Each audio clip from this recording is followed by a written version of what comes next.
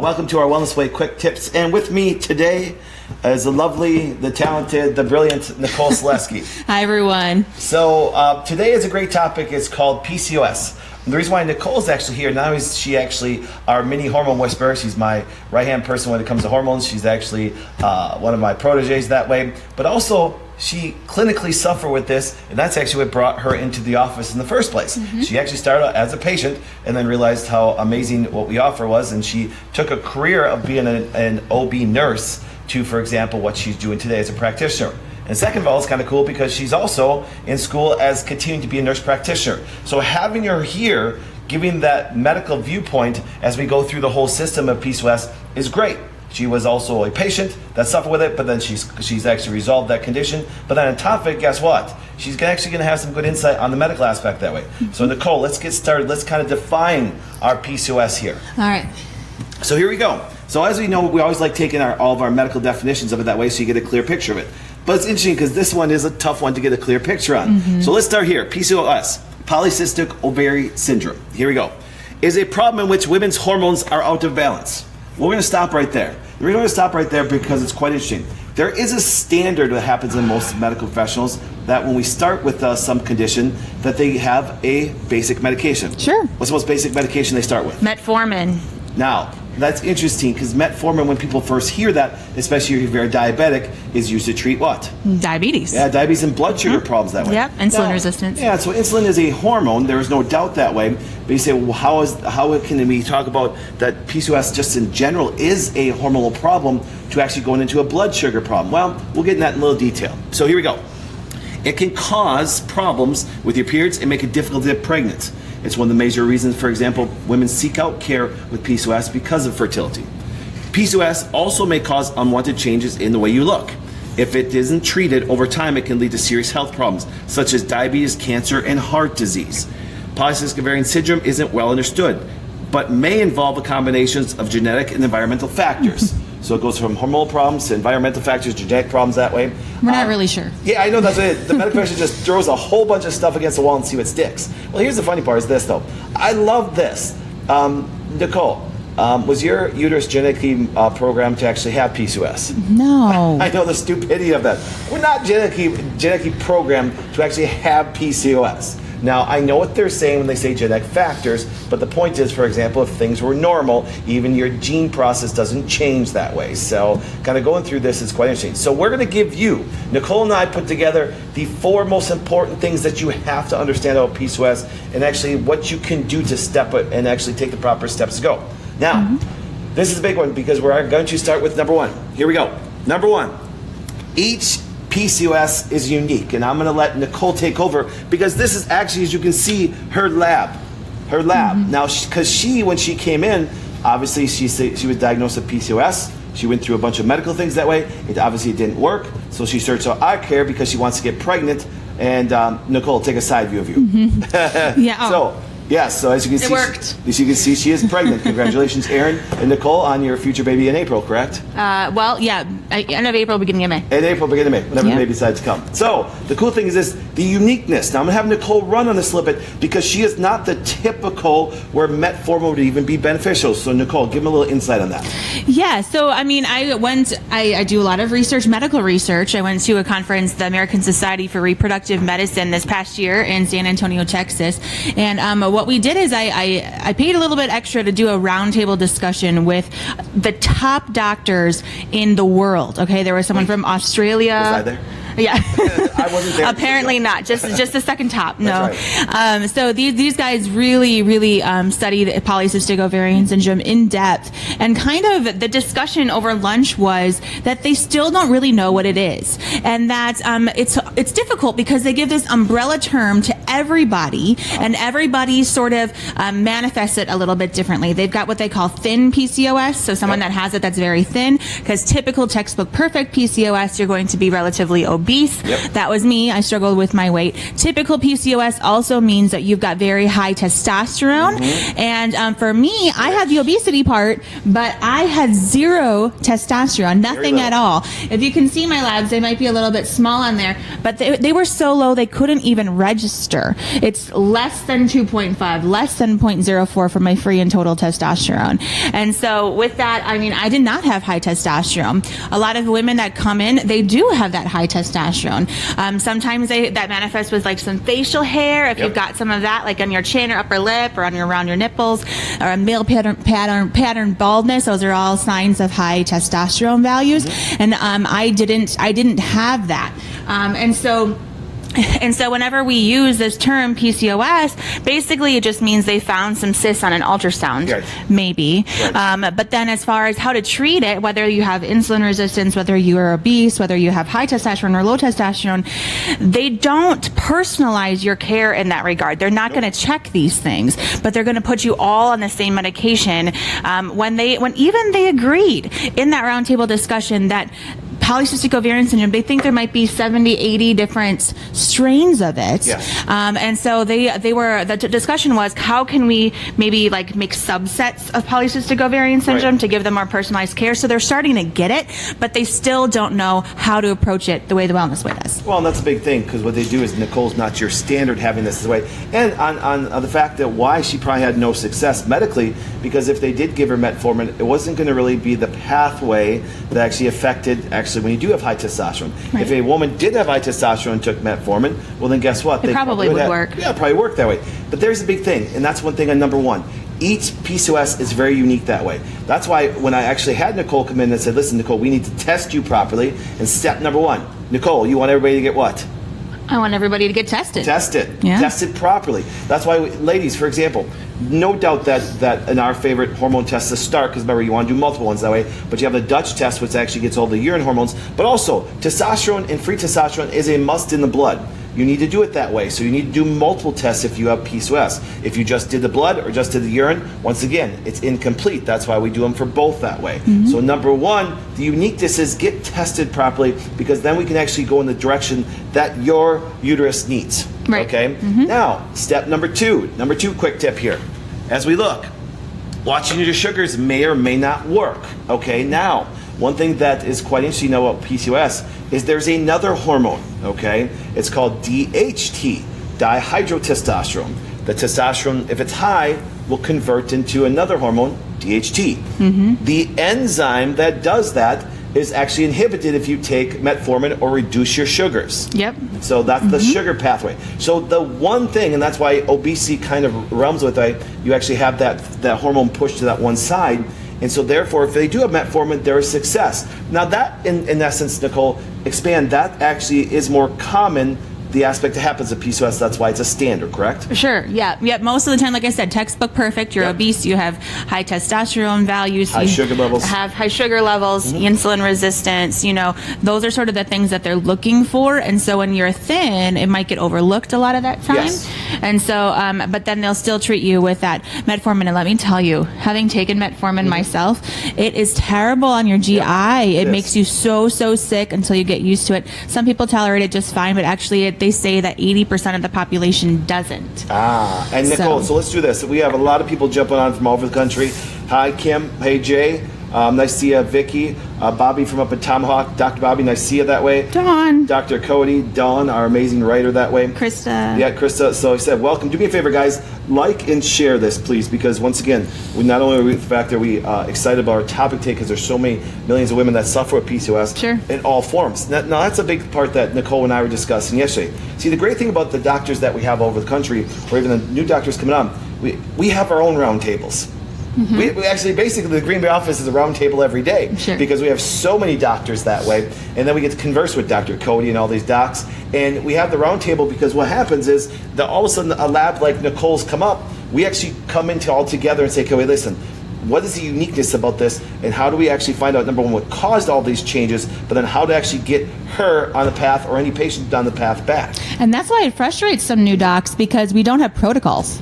So people come in and they say, okay, so I got a patient coming in, she's got polycystic ovarian syndrome, what do you recommend for supplementation? And I say, I have no idea.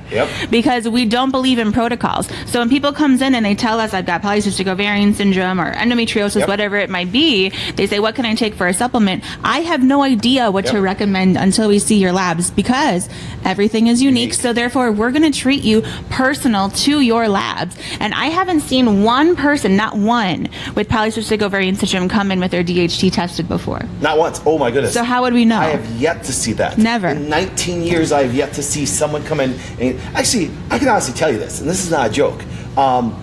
Unless they, for example, have been trained by us that way, I've never seen anybody tested properly. That's not a joke, because what happens is she actually was a nurse herself, came from that whole system that way, and I'm looking and going, they barely did anything to actually figure this process out that way, and that's why she still suffer with it, and that's why the pregnancy, for example, is difficult that way. So, going through that process, number 3, which is really important, and probably one of the most things that I train at my hormone seminar, and it's going to kind of blow everybody away. But one thing that's very common, number 3, sex drive all the time is not good, ladies. Okay? Now, the men are actually sad about this little post here, Nicole. Yeah, I know. Sorry, guys. Yes, but Nicole will tell you this, okay? Here's what happens. In PCOS, well, let's sit back before we talk about PCOS. One of the comments I make a lot during my hormone seminar is this, is the major difference between men and women's hormones. For example, a guy should have, a sex drive all the time. That's a normal, healthy guy. I will beat that into everybody's head till the day I die. And the reason why I talk about it so much is because of the aspect that we think men and women are same. We are not the same. We don't think the same. Our hormones are very different. So a guy's sex drive is there all the time. If a woman comes up to me and says, listen, I have a sex drive all the time, what do I tell her? You're sick. You're going to be sick. You're going to be really sick. You're sick already, but you're going to end up with something bad, probably cancer. Now, why is that? Well, PCOS, once again, when actually that wall starts to get thicker and everything, that starts to metastasize the different cancer aspects that way. So be very careful. So, guys, I know you don't like number 3 because all of a sudden women having PCOS can have a very high sex drive all day. Or sometimes it's the opposite problem, where the girl says that, I just can't get enough and my husband wants me to calm down. And then the husband is just like, oh, do we have to again? Yes. That husband is sick. Okay? Yes. So we got to, he shouldn't want it all the time. She shouldn't want it quite so much. Nope. But I mean, that's what's causing a lot of division in marriages a lot of times, is just because some simple hormonal imbalance. Wow, I wish there was a seminar out there. I wish that we could learn about that. Seminar out there that could bring the hormone connection and end that battle between the sexes. February. Yes, we have one here in February. But actually, that's right.